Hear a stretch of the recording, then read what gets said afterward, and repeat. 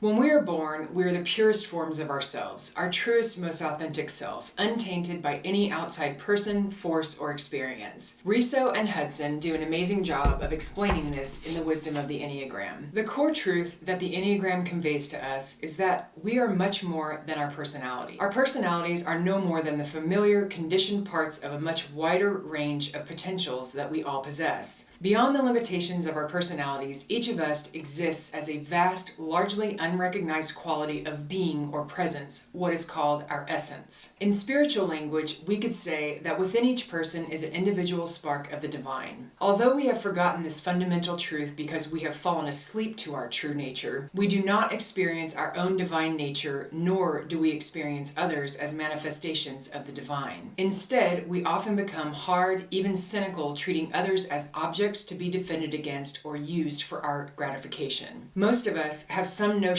about what personality is, but the idea of essence is probably foreign to us. When we talk about essence, we mean it in the literal sense of the word. What we fundamentally are, our essential self, the ground of being in us. Our personality is a particular aspect of our soul, and our soul is made of essence. If spirit were water, soul would be a particular lake or river, and personality would be the waves on its surface, or frozen chunks of ice in the river. Generally, we do not experience our essence and its many aspects because our awareness is so dominated by personality. But as we learn to bring awareness to our personality, it becomes more transparent and we are able to experience our essence more directly. We still function in the world, but with a growing realization of our connection with divinity. We become aware that we are part of a divine presence all around us and in us that is constantly and miraculously unfolding.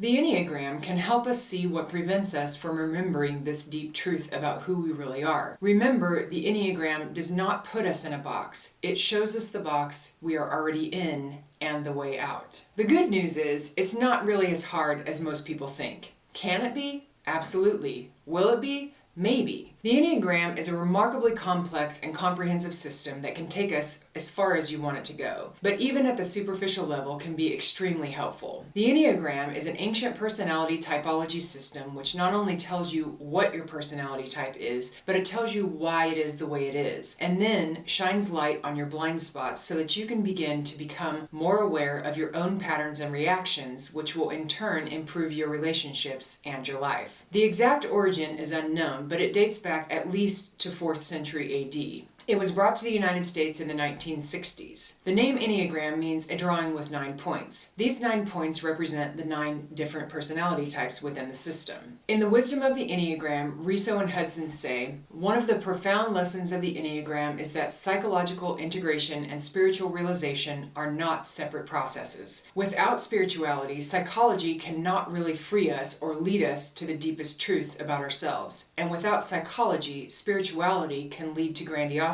delusion, and an attempt to escape from reality. The Enneagram is neither dry psychology nor fuzzy mysticism, but a tool for transformation that uses the clarity and insight of psychology as a point of entry into the profound and universal spirituality. Thus, in a literal sense, the Enneagram is the bridge between psychology and spirituality. The core of this sacred psychology is that our basic type reveals the psychological mechanisms by which we forget our true nature, our divine essence, the way in which we abandon ourselves. Our personalities draw upon the capacities of our inborn temperament to develop defenses and compensations for where we have been hurt in childhood. In order to survive whatever difficulties we encountered at that time, we unwittingly mastered a limited repertoire of strategies, self-images, and behaviors that allowed us to cope with and survive in our early environment. Each of us, therefore, has become an expert at a particular form of coping, which if used excessively also becomes the core of dysfunctional area of our personality. As the defenses and strategies of our personality become more structured, they cause us to lose contact with our direct experience, ourselves, our essence. The personality becomes the source of our identity rather than contact with our being. Our sense of ourselves is based increasingly on internal images, memories, and learned behaviors rather than on spontaneous expression of our true nature.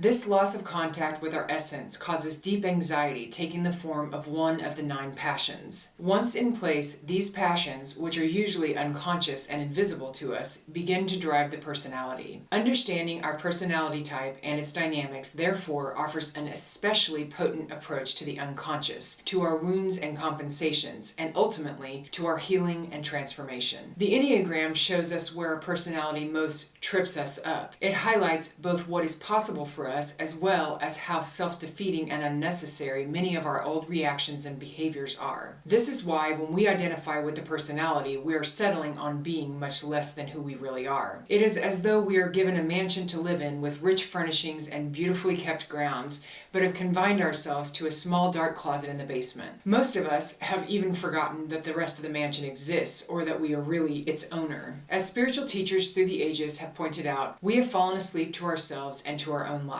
Most of the day we walk around preoccupied by ideas, anxieties, worries, and mental pictures. Seldom are we present to ourselves and to our immediate experience. As we begin to work on ourselves, however, we begin to see that our attention has been taken or magnetized by the preoccupations and features of our personality, and that we are actually sleepwalking through much of life. This view of things is contrary to common sense and often feels insulting to the way we see ourselves, as self-determining, conscious, and in control. At the same time, our personality is not bad. Our personality is an important part of our development and is necessary for the refinement of our essential nature. The problem is that we become stuck in personality and do not know how to move on to the next phase. This is not the result of any inherent flaw in ourselves. Rather, it is an arrested development that occurs because almost no one in our formative years was aware that any more was possible. Our parents and teachers may have had some glimmers of their true nature, but like us, they generally did not recognize them,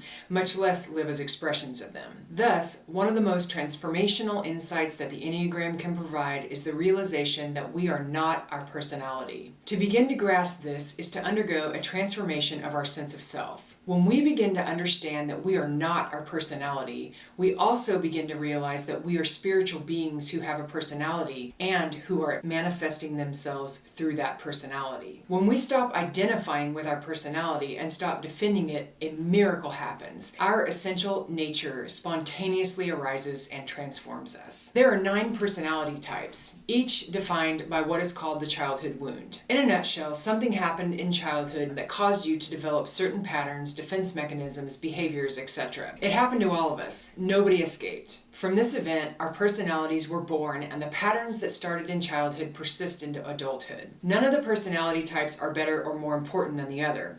They are simply all unique in their own way. These types do not define you. You are who you are. But due to the aforementioned childhood wound, each of us tend toward one type. And then we integrate other types based on our position on the Enneagram. As you explore your personality type using the Enneagram, you will start to see and understand your patterns of behavior that you fall back on when stressed or overwhelmed. This awareness allows you to start seeing this with curiosity instead of judging and shaming yourself for your behaviors. And this leads to transformation. As my life coach, Kate Ingram, says, awareness plus non-judgment equals transformation. With this awareness, you can begin to notice your patterns and behaviors and reevaluate them. This reevaluation leads to the development of a healthier, more balanced version of you, one in which you can integrate the healthy parts of your wings and arrows to obtain peace and harmony. We will dive deeper into these complexities in a future video.